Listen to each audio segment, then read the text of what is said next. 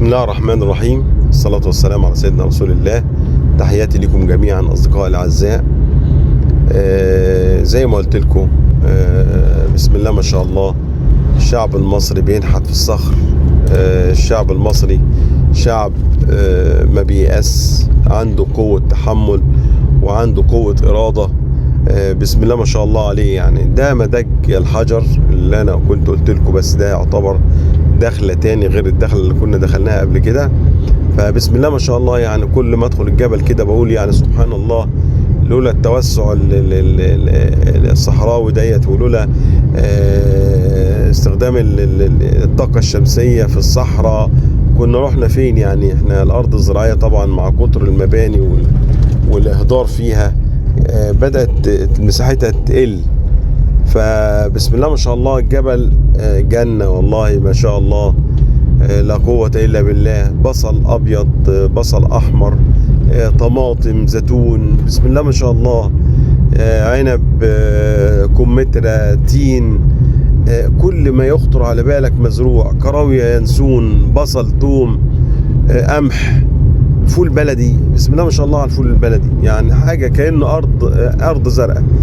فبسم الله ما شاء الله، ربنا يبارك للناس كلها، وإن شاء الله مصر بخير. والله الحمد لله رب العالمين. يعني الواحد كان بيزعل على الناس اللي بتبني على الأرض الزراعية فعلا.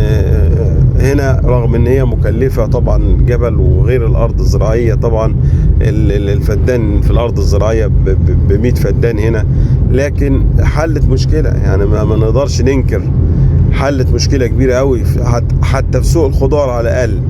الطماطم والبطاطس والثوم والبصل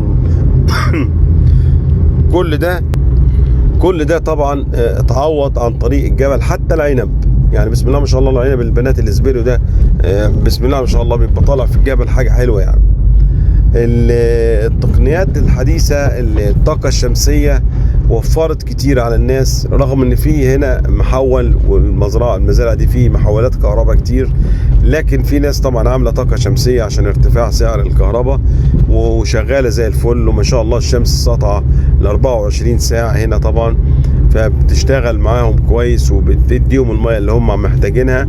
وزي ما انت شفتوا قبل كده الغاطس اللي موجود ديت بسم الله ما شاء الله مطلع ميه حلوه، يعني ملوحه تقريبا 600 ل 800 BPM، يعني الى حد ما ميه كويسه جدا، كويسه للاغنام، كويسه للابقار، كويسه للزرع.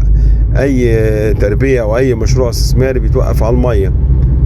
وجعلنا من الماء كل شيء حي. فسبحان الله، يعني ربنا يبارك للناس بصراحه.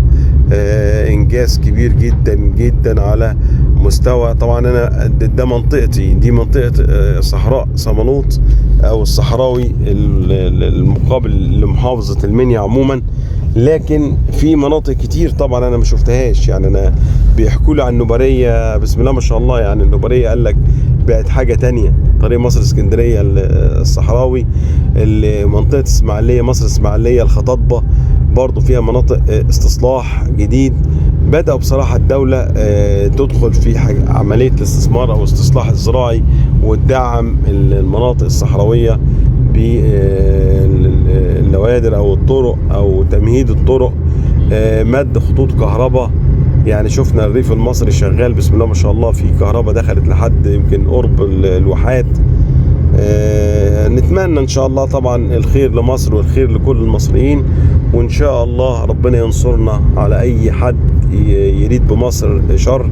ان شاء الله ربنا ينصر مصر وينصر العرب وينصر كل البلاد الاسلامية والعربية على اي حد باذن الله.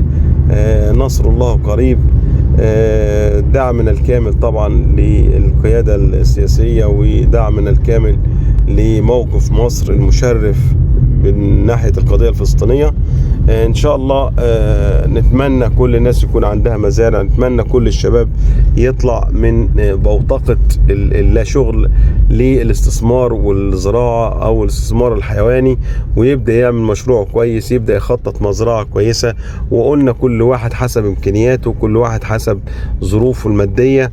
هتحتاج تعب شوية ومجهود في البداية، لكن بعد كده بتجني ثمار التعب بتاعك. وكل ما تبدأ بدري كل ما تلحق تعمل مشروعك بدري. وزي ما قلنا الحاجة أحسن من ثمنها. ابدأ مشروعك، خد لك 10 فدن مع زمايلك، يتلموا مع بعض مثلا 10 اشخاص مع بعض، كل واحد ياخد له 20 فدان، تبدأ تعمل مزرعة وتبدأ تعمل زراعة على قدك كده، واحدة واحدة، لحد ما ربنا يكرمك وان شاء الله تبقى عندك مزرعة كبيرة وتبدأ تنتج. وخلي بالك المزارع دي على قد ما هو يعني بيبقى ربح خاص لصاحبها، لكن بتحل أزمة كبيرة. يعني أنا دايما بقول لصاحب المال أيوة الحيوانات دي بتاعتك، لكن الدولة ليها فيها انك انت بتوفر لها حتة لحمة، توفر شوية لبن، توفر وظيفة لعامل من العمال.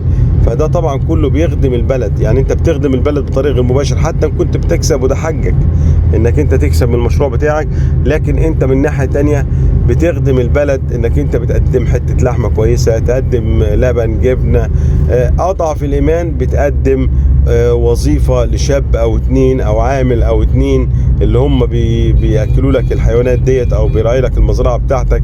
مش عايز اقول لكم قد ايه عربيات بتبقى داخله المدج ده كل يوم الصبح، يعني كل عربية بيبقى فيها يمكن 50 نفر الصبح، بنات واولاد، وكله طالع على اكل عيشه وكله طالع على رزقه، ناس بتسترزق على ناس، وهي دي الدنيا طبعا. فربنا يجعلنا كلنا سبب خير وسبب رزق وسبب فتح بيوت لبعضينا، وان شاء الله نكون دايما سند لبعض ودايما بندعم بعض. ما تبخلش على حد بحاجة، ما تبخلش على حد بمعلومة، ما تبخلش على حد بجهد، ما تبخلش على حد بمال. ما عند الله يبقى، يعني ما عند الله باقي. يعني نتمنى ان شاء الله الخير للناس كلها، نتمنى ان شاء الله الناس كلها تكون عندها مشاريع، ونتمنى ان شاء الله صوتنا يوصل لكل الشباب في جمهورية مصر العربية وخارج جمهورية مصر العربية. معانا ناس من اليمن، معانا ناس من سوريا، معانا ناس من لبنان، معانا ناس من السعودية، الكويت، الأردن، يعني كلهم ناس على راسنا من فوق، حبايبنا بنستفيد منهم ويستفيدوا مننا.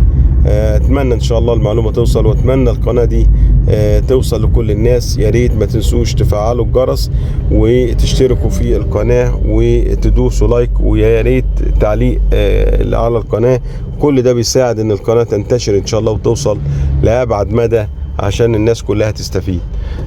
تحياتي لكم جميعا، والسلام عليكم ورحمة الله وبركاته.